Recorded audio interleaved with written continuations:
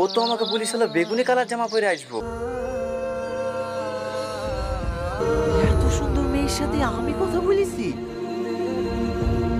না না, একবার চেক করলি? হ্যালো হ্যালো টনি, এটি তোমার না দেখে ভালো। ও বাবু, কিছু বলছেন ভাইয়া?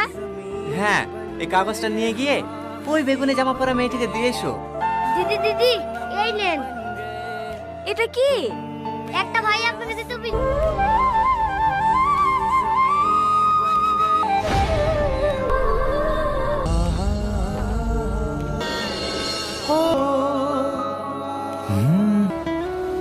এই টোটো যাবে? হ্যাঁ করে কি দেখছেন, যাবেন? হ্যাঁ হ্যাঁ যাবো। এখানে দাঁড়ান।